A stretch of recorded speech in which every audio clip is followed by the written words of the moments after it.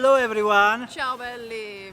Today we are in New York for a special video. We're gonna meet a friend. His name is Jon Barr and he has a very popular New York YouTube channel called HERE BE BARR. I met him 1 year ago in the Czech Republic and we've been friends since then, and I'm very excited to meet him here in New York and to have a chat with him. I'm excited to see what he thinks about New York and how is life going on here for him.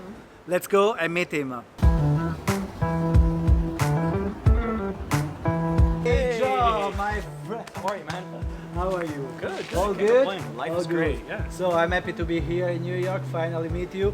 Let's go for a walk. Let's do it. Jon, I know you were born in New Jersey, but then you moved to live in New York City. How many years you've been living here? So I moved to New York in October of 2011. I've been living in New York almost 8 years in about 1 month, but as you said, I grew up in New Jersey, so I've been coming to New York since I was a kid. I grew up about 30 minutes from Manhattan, so for me, New York was never a strange place. What was your job before becoming a YouTuber? So actually my job before starting YouTube is kind of related a little bit. I was a sportscaster on radio and television for about 9 years. So being in front of a camera was never something that was so difficult for me. So I think my transition was pretty smooth. So you are basically a natural. I was not a natural on camera. I just had a lot of practice.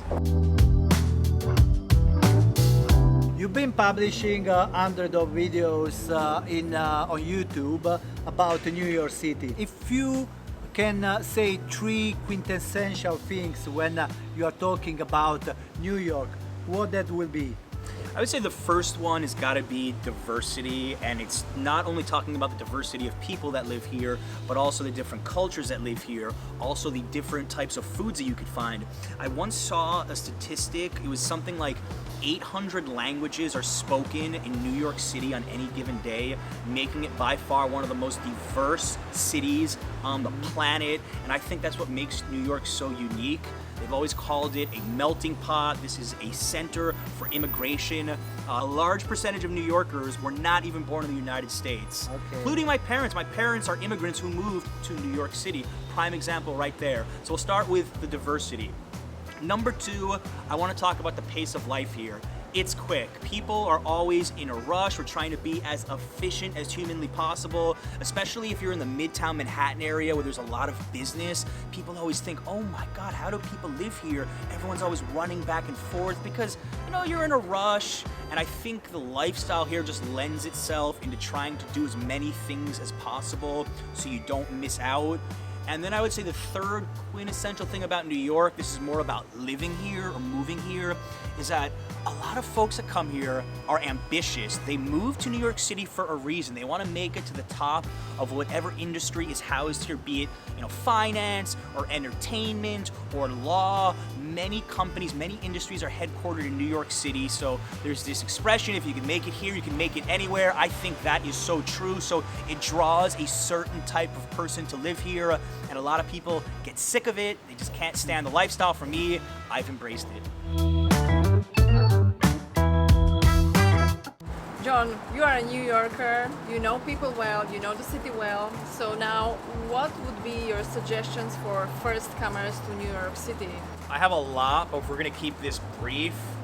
First one that a lot of people don't think about is if you're gonna be in New York City for a week or more, you should consider getting a weekly pass. As long as you're taking the subway more than 2 times a day, it can save you a lot of money. That's number 1. Number 2 would be go to some of the most famous attractions. There are some places I think you have to go or at least have to see, like the Statue of Liberty, for example. Take the Staten Island ferry or pay for a cruise, whatever you want to do. But don't make your trip all about going to all the famous places like Empire State Building and then Top of the Rock and then One World Observatory. I know what you mean. Exactly. You could do that, but I think it would be far better if you tried going to more off the beaten path spots. Don't be afraid to leave Manhattan. Go to Queens, go to Brooklyn, explore. Don't always have a plan when you're coming to New York City. And the third one, this is for a lot more of the local people, is when you're walking on the street, be aware that personal space here is really valuable. And if you just stop short and you're checking a map or checking your phone, you may inconvenience people behind you. They might bump into you, they might curse at you. So always be aware of your personal space in New York because we don't have a lot of it. New York City is a multicultural city, right? So what would be your suggestion for the must-try food here? Just one thing. Let's give 3. Okay, we'll give 3. The late Anthony Bourdain, when talking about New York City, said he thinks the one thing New York does better than anywhere else is not pizza, it's pastrami. It's the deli sandwich in New York. So I would say finding a good pastrami and corned beef sandwich could be one of the most unique things you could do in New York City. I'm still gonna go with pizza. I love New York style pizza. We also have Neapolitan pizza for the Italians out there. I think New York has the best variety of pizza in the world. I'm not gonna say it's the best pizza in the world, but I love it so much. So you've gotta do pastrami, you've gotta do pizza. And then I would say any kind of Asian cuisine, being extremely general here. You have 3 different Chinatowns that you could explore. You have different parts of Queens that have specialties from places like Tibet, from India. You've got to go with some kind of Asian cuisine on top of that, and New York does really well. Are they all of them like street food stalls, or they're mostly restaurants? Some of the stuff, I would say a lot of the Asian food in Queens, some of the best Asian food I've had in Queens is from street trucks, street carts. But the pizza and the pastrami, you gotta go to at least a casual restaurant or a dollar pizza, anything. Yeah. I'm hungry. You're hungry, good. Jon, you have taken your channel from 20K to 100K in only 1 year. What helped you the most to grow in this way? I would say it was a lot of little things.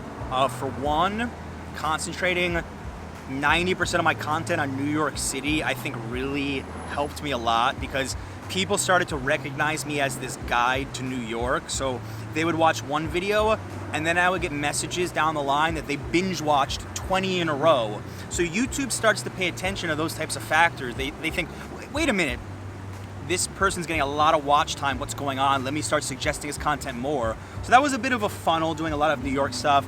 Another thing was making my videos longer. I learned that if I made my videos over 10 minutes, I would on average get more view time, also very valuable for YouTube. Then there was video topics. This was the first time I ever really did deep dish research onto what people were actually responding to. So I would do searches about New York City travel, New York City food. I would see what topics were getting the most views and I would start to take notes, and then I would start to do some of my videos around what I considered the most popular topics. Another big one was thumbnails. I'm not really good at graphic design. I actually have a good friend of mine, Tony Wang. He has a YouTube channel by himself. He used to be a graphic designer. I would send him ideas that I had for my videos and he would craft really clickable thumbnails better than I could ever do. And of course, titles, making things sound more enticing. So it really wasn't one thing. It was just a combination of staying consistent with this New York City content and providing people with value. Really, that's the one thing. If you provide people with value, they're gonna find you.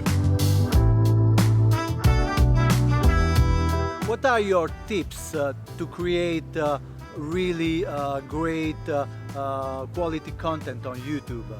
I would say the first tip, as we hear that, is consistency. And this is something that a lot of beginners, they tend to have a problem with because either they don't know how much time it takes to create and edit and film and shoot and voice YouTube videos. It is a very time-consuming process. That's the first thing. You need to be consistent with your content, making it valuable, even if it's just once a week. Having some consistency with YouTube when you're not growing, because in the beginning, YouTube is such a grind. The majority of people will give up before their channel even has a chance. Heck, my channel, the first 6 months, I believe I had 300 subscribers. Then I had a video take off and I gained about 2,000 subscribers in a week. It happens to many people, so stay consistent. You never know when that next big video or your first big video is around the corner. Number 2, I would say pay attention to your YouTube analytics. And what I mean by this specifically is audience retention time. One factor that I always think about when I do a video is, am I hooking the viewer early?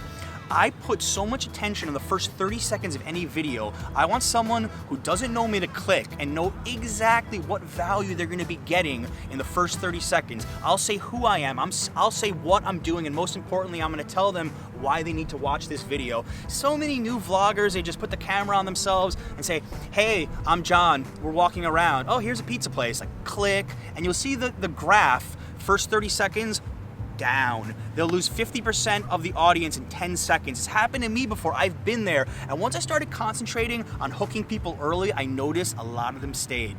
The final thing that I would say, and this takes a while, of course, know your audience. Know what they respond to. At this point, I could pretty much predict very accurately which of my videos are going to perform better than other ones. I know what topics get views on my channel, and over time you need to pay a lot of attention to what topics you've covered that have done well. And if they've done well, can you repeat them over and over again, or at least as a majority of your content to keep new viewers coming in? Excellent. I wanted to say something about the being consistent. I think it's good also for the quality of your content, because by practicing every day or every week, you will naturally improve in everything you are doing. And so your quality, the quality of your video, consequentially will improve. Great point. Talking about content, which YouTube channels inspire you the most? I would say the first one to mention would be Casey Neistat, because he's actually the YouTuber that inspired me to start my own channel. I saw him vlogging about his daily experiences in New York City, and I thought to myself, I travel a lot, maybe I can teach other people out there. Now, he set the bar extremely high. He made YouTube look a lot easier than it actually is with his production value. I'm not there yet, and I'm not at his subscriber level yet, but he's really just inspiring with his style, and he's just so honest. I try to emulate that as much as I can. The second is actually a good friend of mine. His name is Tal. His channel is called The Traveling Clat. And Tal is just off the wall. He's goofy, he's himself, he's very genuine, and sometimes when I take myself too seriously, I'll watch one of Tal's videos and I'll think, no, you could be more relaxed. It's okay to make mistakes. It's okay to have some fun on camera. So he inspires me a lot. John, if you could pick one New Yorker from present or past to go for a dinner with, who would be? Tough question. I guess I would say Anthony Bourdain, if we're talking about past. He died a little over a year ago. He lived in New York for a large portion of his life. Actually, he's originally from New Jersey like me. And I just really was always fascinated and inspired by his style of dealing with people, how he could turn what looked like a regular food video in another country into a real cultural experience, and he liked to get other people to share their stories. So I think me and Anthony Bourdain would have a lot of good insights to share as Jersey boys, as people that love food, as people that love travel. I think it would be an amazing dinner if it was possible. Good choice. Thanks. Okay, thanks John for this interview. We are really happy to have met you here in your home. Yeah, I mean, if you're visiting New York for the first time, if you live here, if you've been here many times, I have content spanning every type of topic of New York City, so check out my channel. They're gonna link to it down below in the description. These two are awesome. I love following them as well, so thanks guys. Thanks a lot, man. Thank you. Bye guys, and I hope you like this video, and see you next time. Ciao. Bye bye.